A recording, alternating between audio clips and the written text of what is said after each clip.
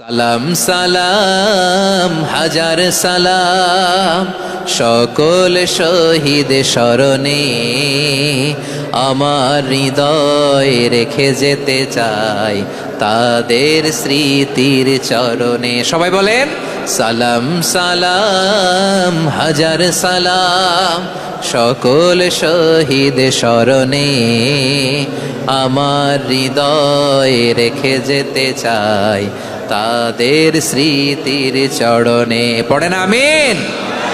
আমরা সকল ভাষা শহীদ, সকল মুক্তিযোদ্ধা তাদের জন্য দোয়া করি এবং 24-এর ছাত্র নাগরিক অভ্যুত্থানে যারা শাহাদাতের সর্বোচ্চ নাজরানা পেশ করে এই নতুন ভোরের বাংলাদেশ আমাদেরকে উপহার দিয়েছে তাদের জন্য আল্লাহর কাছে দোয়া করি। সবাই বলেন আমিন।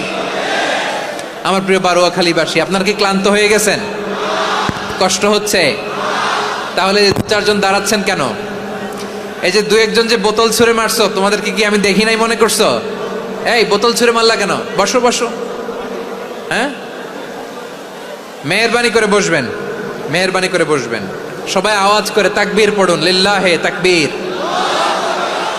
এই আপনাদের গলার আওয়াজ।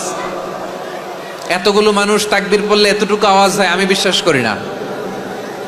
আওয়াজ করে পড়েন সবাই, লিল্লাহে তাকবীর, লিল্লাহে তাকবীর, লিল্লাহে তাকবীর।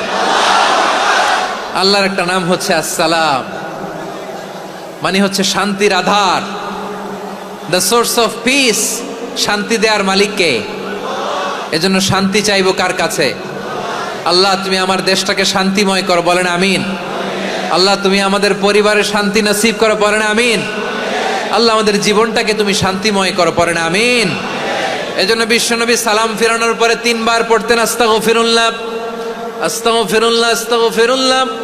এরপরে বিশ্বনবী পড়তেন আল্লাহুম্মা আনতাস সালাম ওয়া মিনকাস সালাম তাবারাকতা রাব্বানা ইয়া যাল জালালি ওয়াল ইকরাম। ও আল্লাহ, আপনি শান্তির আধার, আপনার কাছ থেকে শান্তি আসে, আপনি বরকতময়। এই দোয়াটা পড়েন আপনারা সালাম ফিরানোর পরে, পড়েন না? পড়বেন আজকে থেকে, আল্লাহুম্মা আনতাস সালাম ওয়া মিনকাস সালাম তাবারাকতা ইয়া যাল জালালি ওয়াল ইকরাম। আবার জান্নাতের আরেকটা নাম হচ্ছে দারুস সালাম, মানে শান্তির ঘর। জান্নাতের আরেকটা নাম কি?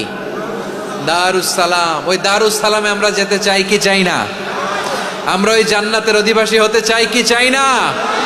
এই বারোয়াখালীর ঐতিহাসিক তাফসীরুল কোরআনের ময়দানে আমরা যেমনি একত্রিত হলাম, আল্লাহর জান্নাতেও যেন আমরা এভাবে একত্রিত হতে পারি। আল্লাহ তুমি কবুল করো। আওয়াজ করে পড়েন আমিন।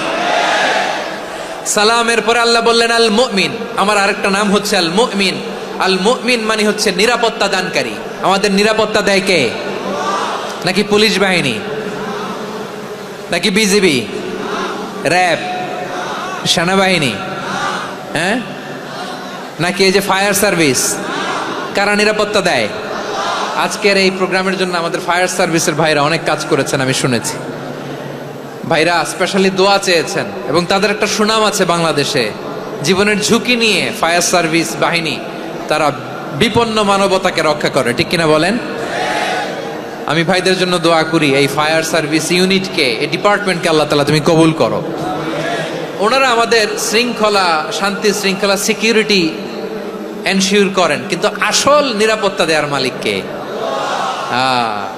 অনেক সময় এরকম হয় না যে অনেক সিকিউরিটি দিয়ে রাখছে কিন্তু স্নাইপার দিয়ে এমন ভাবে গুলি করছে একেবারে বড় সাহেবের মাথায় যে গুলি লাগছে, আছে না নাই? এখন সবাই মিলে বডিগার্ডের ধরে, যাই বেটা বডিগার্ড, এত টাকা দিয়ে বডিগার্ড রাখছি, আমাদের স্যারের মাথায় গুলি লাগলো কিভাবে?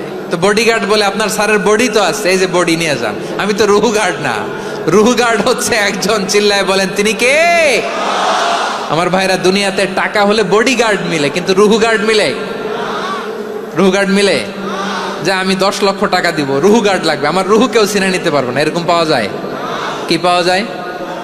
হ্যাঁ, বডিগার্ড পাওয়া যায়, রুহু গার্ড পাওয়া যায় না।